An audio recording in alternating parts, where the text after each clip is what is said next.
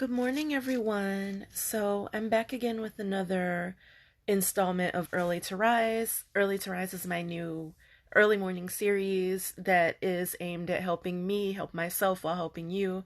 So, I am not a morning person, but I'm doing these daily lives to hold myself accountable and to offer a little bit of morning positivity. Hi, Real King James. Good morning. How are you? Um, so I'm going to just dive right in. If you caught yesterday's live, you know that I've been starting a series of new things for the new year. One of them being a morning devotional. So yesterday's live was heavily focused on the devotional. This one is not going to be quite so tied to it. So it's inspired by today's devotional that I did, but I kind of took it in a different direction. So, so for today, the devotional actually wasn't focused on goal setting. That was a two-part series, and maybe I'll go back and do part one, but yesterday was part two of that. So today's reading was about the general concept of the love of God and how He always comes for us, even when you feel like you don't deserve it, or if you feel like you're in kind of a messy place. And so that inspired me to think about respectability, which is kind of a huge thing. So there's this driving notion in the world that you that people inherently don't deserve anything unless they meet a certain set of standards. And the challenging thing is that that set of standards changes in every situation based on where you are, depending on who you ask. And it's a very difficult way to live. So I wrote down some questions, some kind of things to think about, and then one actionable step that we can all take today to overcome this notion that we're not good enough or that we'll never, we don't deserve better until XYZ happens. Now, in some cases, maybe that is true, but like speaking about self worth and inherently what people deserve, um, it's not true. You don't have to be perfect to want better, to deserve better, to receive better in a lot of cases. So, the first question I actually wrote down was what, um, and this is for like, just like if you want to think about these in your own life or just in general, I just kind of like was spurred to think about like, why are people like that? Why are we like this? So, why do you feel you have to be a certain way to be accepted? And this is something that literally everyone has experienced, like probably since the day you were born, um, that you have to meet a certain set of standards. So with some people that it's so fundamental that a lot of us feel like we don't meet our own standards, and that's actually going to be the focus of what I talk about today. It's important um to feel like it's important to not go through life being a people pleaser, but I think it starts one step before that. And a lot of people pleasers, a lot of people who have just like a bunch of anxiety with dealing with others and with personal relationships, with impersonal relationships, um, start off that way, or they don't start off that way, but beneath the surface is that same sort of feelings toward themselves. So maybe it's like you feel like you don't meet your standards. For example, maybe you feel like you're not attractive enough and you carry that into the world. You carry that into dating relationships. You carry that into your marriage. You carry that at work. You carry that on the subway. You carry that everywhere when you go, to buy lunch. Like that's a weight that a lot of people carry because they feel self-conscious. It's easy to do that with looks, but it could be any number of things. Intelligence. A lot of people, so intelligence and arrogance are kind of The best way to illustrate why arrogant people are arrogant is to take something like intelligence, for example. A lot of times, people who impose their opinions on others are people who feel like they're not smart enough. And the intent of this live isn't to bash anyone.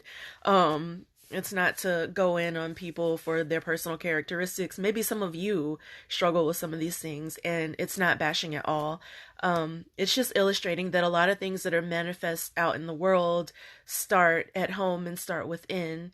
And when we assign an arbitrary set of standards to ourselves and we feel like we don't meet them, then we kind of take that out on the world around us.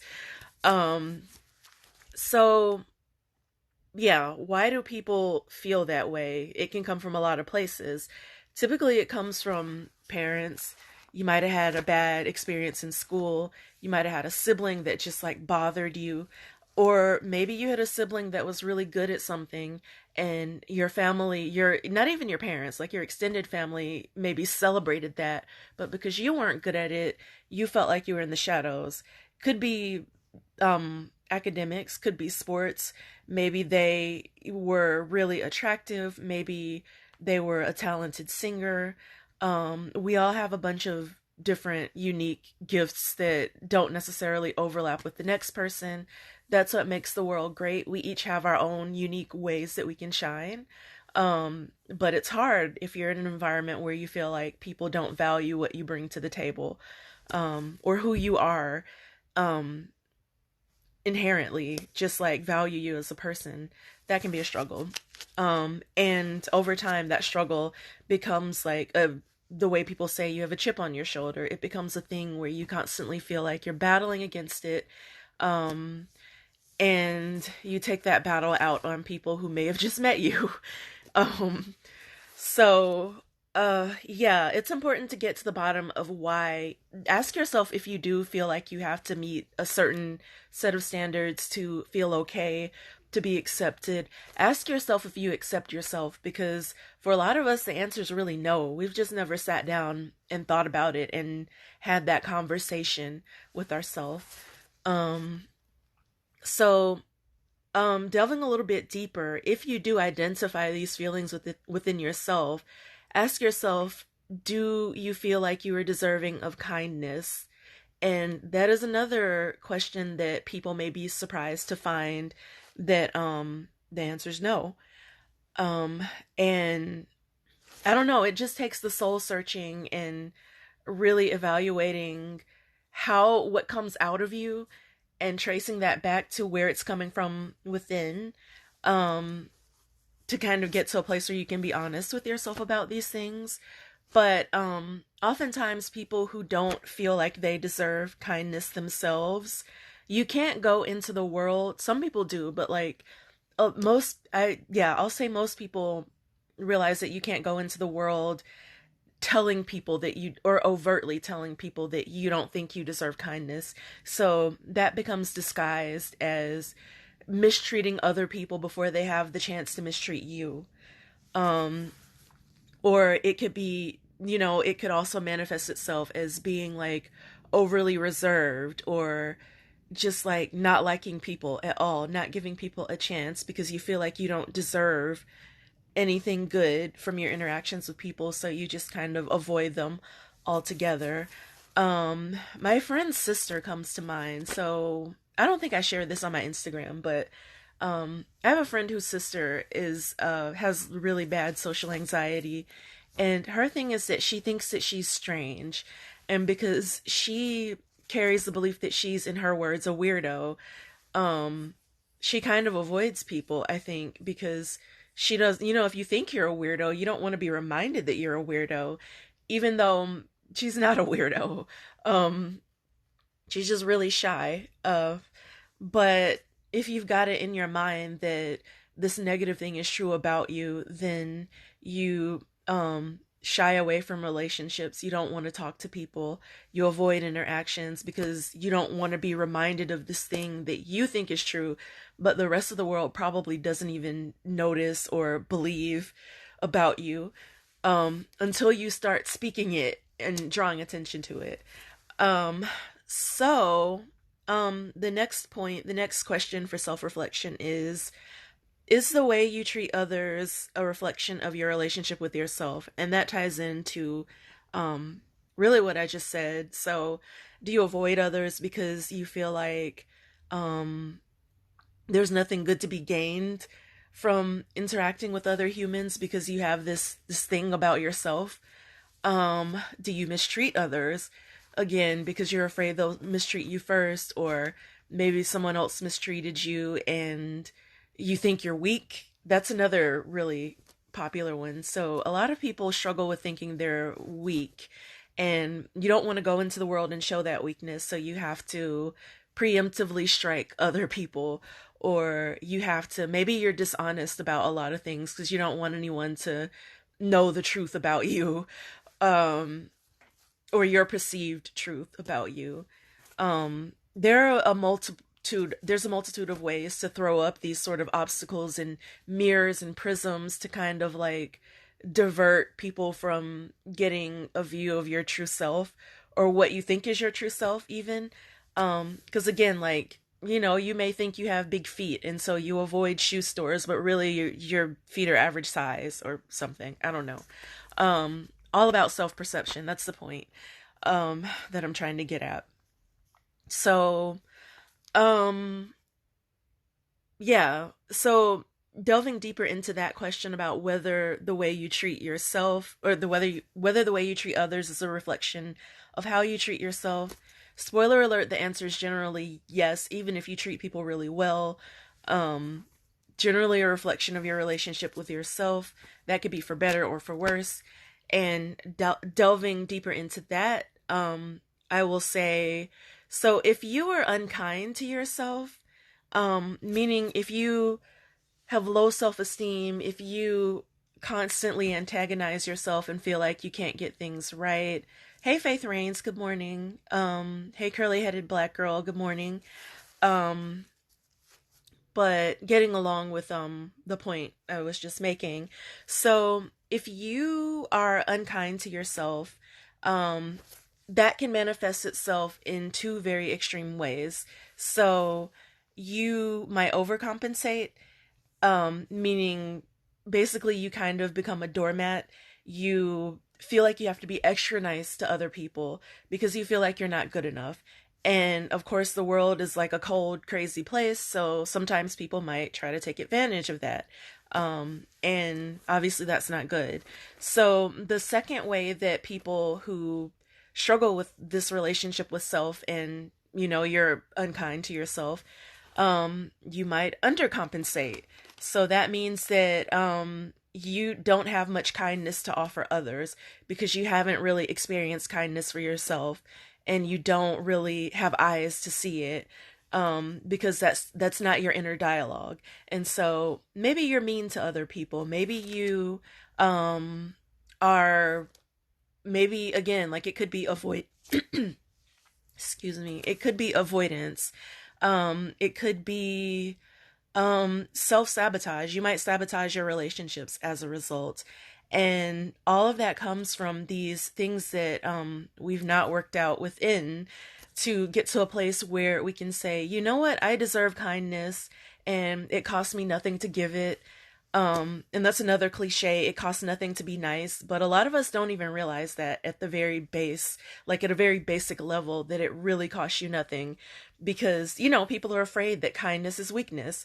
So if you believe that showing kindness is a sign of weakness, you believe it costs you something to be kind. It costs you your image. It costs you letting your guard down. Um, so moving on from that point, I also noted like a few signs that you may need more self-love and kindness toward your to work on building self-love and demonstrating kindness toward yourself. And if you're wondering, is that me? Do these things really apply? I don't really know, because it can be hard to assess yourself and to be honest about these things. So some telltale signs are always being in a bad mood. Like if you're literally always in a bad mood. Now maybe you work a job you hate. That could be a reason, but that's something I actually address further down the list. But if you're always in a bad mood, it's a sign that maybe you can't tap into your happy place. Maybe you don't know how to do self care. Maybe you don't know how to treat yourself, how to give yourself a hug if you need it after a bad day, how to comfort yourself, how to soothe yourself. Um, and you develop those skills with practice and by getting to know yourself, figuring out what you like, what's good, what's healthy, what makes your spirit prosper. And the only way to discover those things is to spend time with yourself in a positive way, and to work on viewing yourself in a more positive, deserving light. Um, so the second sign is you're triggered by happy people.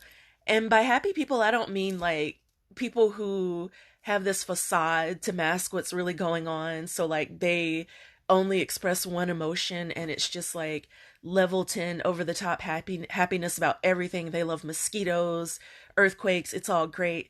Not talking about those people, but just like anyone in a good mood. Like if someone just got engaged, if someone got a new house, if someone, is like humming a song at work because they, walk in happy and you're like, what is that person so happy about?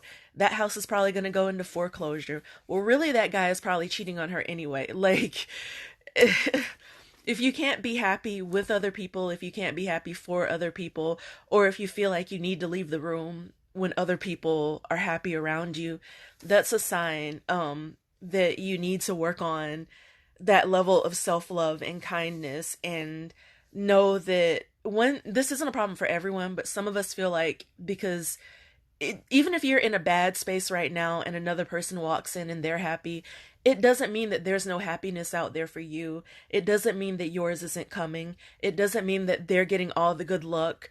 So, you have to feel bitter because there's none headed your way. Um, there's an there's there's an infinite amount of prosperity available to us all. So there's no reason to feel that way. There's a saying that goes, it's not pie, meaning, like if you have a pie, there's a certain amount of slices everyone can get. Even if you make the slices smaller, there's like a certain amount of pie. Once the pie is gone, it's gone. Well, happiness, life, blessings, peace. The good thing about those things is that they're not pie, meaning we're not all staring at like a 9-inch, pan of peace or pan of new houses or pan of happy relationships. And once someone else gets one, there's only like a few left for everyone else, and maybe you won't get yours. Not how it works at all. That's the good news. But if you get so bogged down into just I don't well yeah misery, feeling like, well, why can't I have it, or if I were more like this then I would have what I want. I would have, what I deserve, this and that. Like if you get into the practice of speaking in that language of what you deserve and what other people deserve, and well, they only got it because they wear those tight dresses, whatever.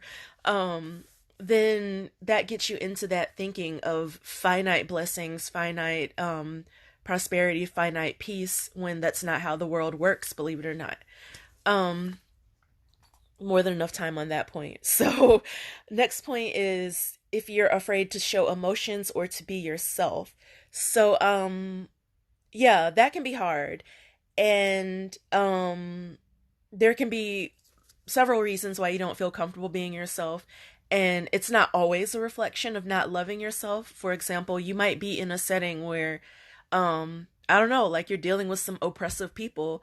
And so it's better for you to just leave than to, you know, tell that person like all your hopes and dreams and desires. Or if you're at work, for example, like you can't just like, there are rules and certain, there's a certain level of decorum you have to exercise.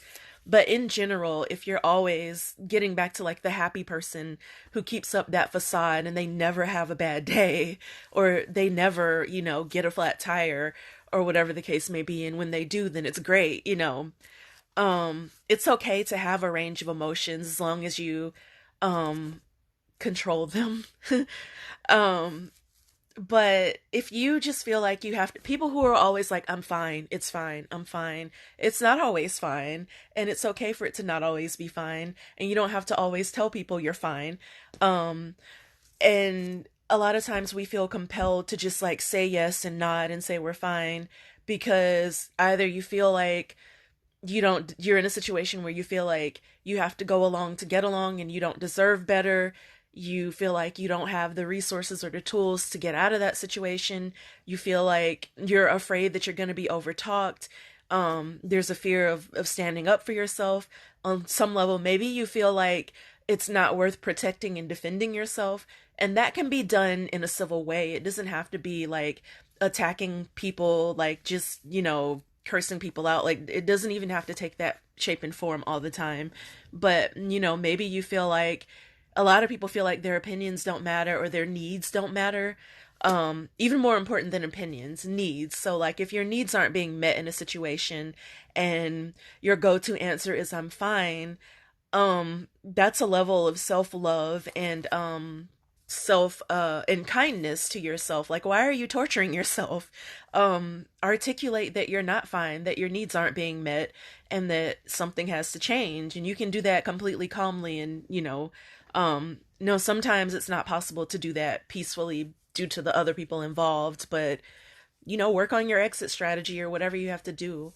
Um but in order to feel confident in doing that, it takes getting back to the basics and building up your self love and knowing that you deserve that level of protection and kindness to be able to move out of situations that aren't good for you. So next point, constantly justifying bad behavior.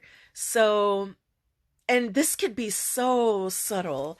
It could be your diet, the diet you're on for the new year. I always love dropping the statistics. So 80% of New Year's resolutions that people make fail by mid-February. My birthday is February 14th. So like by my birthday, um people have abandoned their resolutions for an abundant number of reasons. Number one being they just don't plan properly to execute it, meaning you haven't worked out your shopping list for the rest of the year in XYZ. But there's this subtle thing that comes into play with some people where you may feel like, let's say you set out to lose weight, for example. Well, you're going to have those days where you feel like, well, I mean, I'm just going to gain the weight back anyway. So I can just like not follow this diet, or maybe you even fall off the wagon and then you're like, well, I fell off the wagon, so it's not worth it. I never follow through with plans anyway. The negative self-talk, that's what I'm getting at. You justify your bad behavior with negative self-talk, or you on some level, like most people don't do this overtly, but on some level, we justify our bad situations. For example, oh, well, let's say you're in school. I got these bad grades because like I don't study and I'm lazy. I'm lazy. That's a big one. You know, um yeah, I should be further along in my career, but I'm lazy. Okay, but what are you going to do about that? You know, um it's not a people so a lot of times people feel like calling out these negative practices is like accountability or better than not knowing what the problem is, but really it's kind of like a circular way of justifying, well, I've identified my issue, so the work is done. It's just never going to get better just because I have this issue, and that's fine. That is a self-love issue, and it's a kindness issue in a roundabout way. You're kind of somewhere along those lines. You don't believe you deserve better. You don't believe you can have better. You haven't set better standards for yourself, because trust me, once you set those standards, it becomes, you know what, yeah, let me put everything in place for this to work. Let me sign up for the gym. Let me go to counseling. Let me do the research I need to do this. Let me find some accountability partners. Because like you can't let yourself down at that point, because you expect more of yourself, because you realize you deserve more.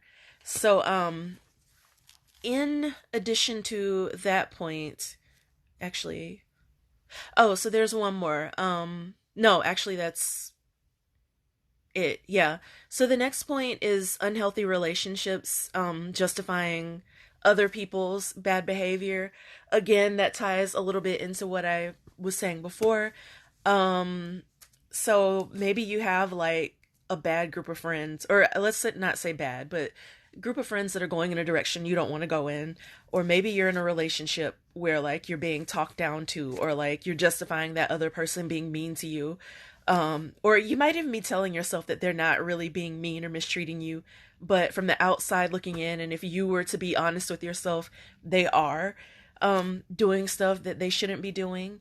But you're like, oh, that's just them. It's fine. I don't let them control me. Hi, Cyril. Um, yeah, like when you make those excuses, that's what it is. It's making excuses for other people, giving people permission to mistreat you is what it boils down to.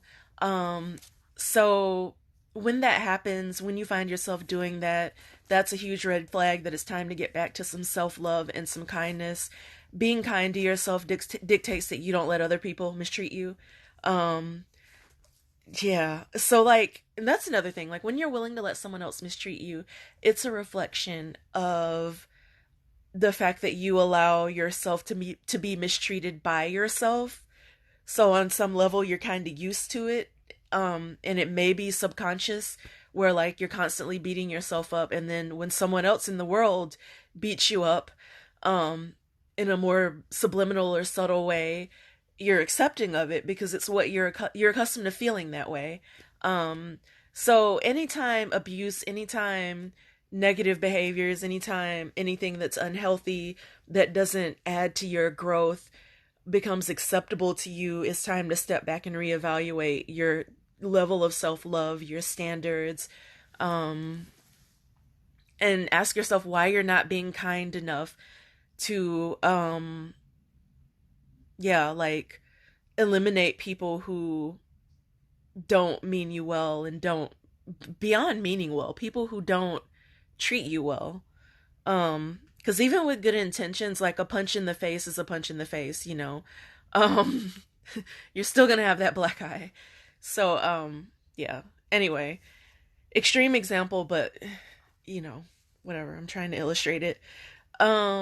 Refusing to move on to a more positive social circle. Again, that's changing your friendship circle. Like, if people, are happy, not doing better for themselves, and they want you to be on their level too, but you're like, no, I want better for myself.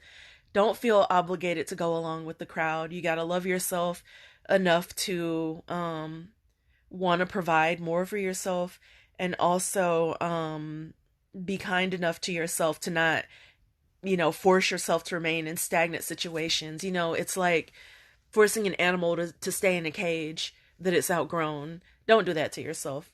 And that's what it's like when you stick to social circles, that when you obligate and devote your time to people and things that aren't moving in the direction you want to go in. It's what it is. You're forcing yourself to stay in a cage or in a box that you don't fit into anymore.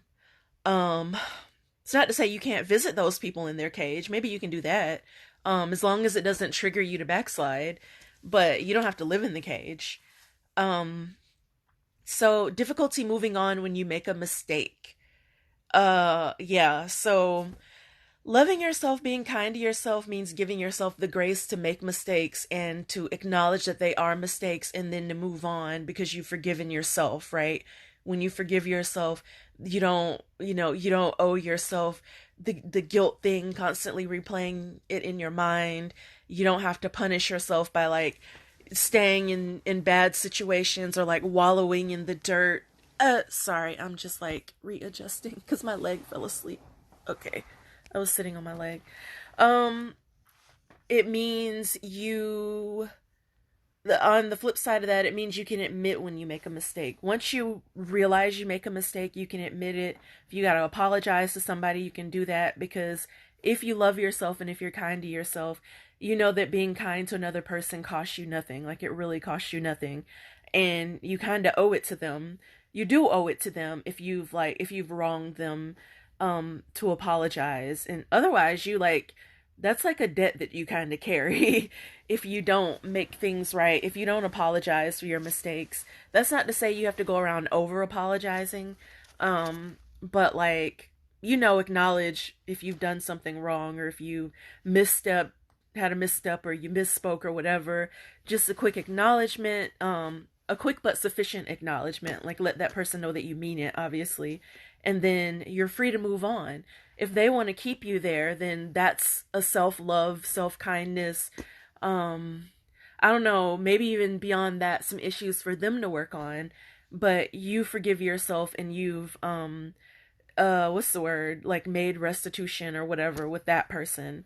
So you're free to move forward, either within that relationship or beyond it, if it's something that you can't really repair, um and that drags you down. Anyway, so the my next point is my final point before our actionable step. So yeah, and it ties into what we've talked about before. So the last point is constantly justifying subpar surroundings. That's like, you know that you're better than what you're doing and how you're living, but you keep making excuses to stay there. Love yourself and be kind enough to yourself to want a clean, I'm a professional organizer, to want a clean, organized home. That's an example. Love yourself and be kind enough to yourself to want to be in a safe environment. Love yourself and be kind enough to yourself to want to be around level-headed people. Love yourself and be kind enough to yourself to want to be around people who are forward thinking and like upwardly mobile. People who are about something, people who have goals. Make sure your friends have goals, and good goals, not like robbing liquor store type goals. Because that's a person with goals, that's a sign of a person who loves themselves.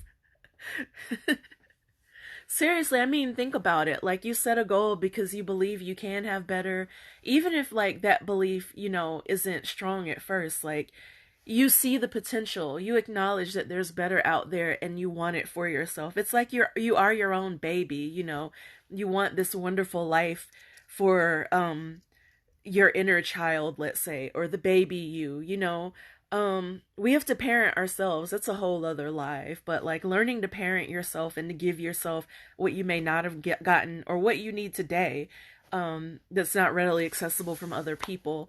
Nurture yourself, like, you should want a hope and a future for yourself. And if you're around people who don't want a hope and a future for themselves, you are kind of, you're impacted by the total sum of the people that are around you. And so you got to always be doing the math to figure out the total sum of the people around you. Because if you're surrounded by a bunch of negatives, it's not going to look good for you, even if you are a positive. Think about -7 plus 5. It still comes out to -2. Yeah, you might be the 5, but the totality of those circumstances is not going to be good. So, on that note, I'm going to give you an action step. And your action step is to focus on living in the moment. So that's a critical way we can get back to loving ourselves, or if we've never loved ourselves in the first place, like, you can get to loving yourself, being kind to yourself, seeing yourself, like learning who you are. And by living in the moment, living moment to moment, meaning when you're having a conversation with someone, you're present, you're listening, you're engaged in that conversation. If you make a mistake, you admit it in the moment. You don't really think about it. Oh, I'm sorry, I didn't mean to say that, or that came out wrong. If someone says something to you, you don't overanalyze it. You take it at face value at first, at least. And communicate with that person, even if it comes out sideways. Oh, well, what did you mean by that? Don't dwell on it. Don't overanalyze. If you aren't sure what a person meant, ask them in the moment. If again, if you said something you didn't mean, correct it right then and there. And living in the moment also means that you're not overanalyzing yourself. You're not dwelling on the conversation that happened 5 minutes ago, because you're living in the next moment that's happening 5 minutes later. Like, you're on your feet, you're present, you're living your life. And when you do that, you don't have time to be overly critical of yourself. You don't have time to hang on to anyone else's every word. And I don't know, you're just living a more active, fulfilling life, and you'll be proud of yourself um for being able to do that and being able to engage with others better, and just like to propel your mind forward and not get bogged down and stuck in the past or the present that was 5 minutes ago. You won't really care about your lisp or your speech impediment because you're too busy living in the moment with the people who surround you. So what was, did I have another point? Move on and live. Yeah. Yeah, move on and live, because like the next moment is already here. So yeah, that's your action step for today. Focus on it in every engagement as you go out into the world. Focus on if you're driving to work, focus on driving to work. Look at the cars around you. If you're taking your kids to school, focus on having a conversation with your kids. If you're so you might be wondering when the time is for reflection. You know, that's why we have quiet time in the morning. That's why we have quiet time in the evening. You can reflect on those things. You can, maybe you start journaling, something like that. But while you're engaging other people, while you're focusing, while you're working, while you're at work, while you're doing your tasks, is what I'm trying to say. While you're doing your tasks throughout the day, driving, working, cooking, whatever, you're focusing on that, and then you reserve a time for reflection later. Um, and so, yeah, that's it. So today we're going to live in the moment, focus on loving ourselves, focus on being kind to ourselves, stop that negative self-talk. And that's it. And I hope everyone has a good day. Hope you enjoyed this. Well, most of you will see it on the replay again, but thanks to those who joined the live. And I will see you tomorrow for Early to Rise. And yeah, I'm gonna try to do these at 5, because like my new challenge is to wake up at 3 every day. I know I sound crazy, but I've been waking up at about 3. So just to get ready to come live and to like be a human being, because I'm not a morning person. But anyway, I'm gonna keep this up. I've been feeling better about just everything, waking up early. So I'll see you guys later. Have a great day. Check out my Purge 2020 videos. Check out my sale I'm offering on the book. And I will see you guys probably later today, because I have a video I need to release on IGTV. But have a great day. Take care and be well. Bye now.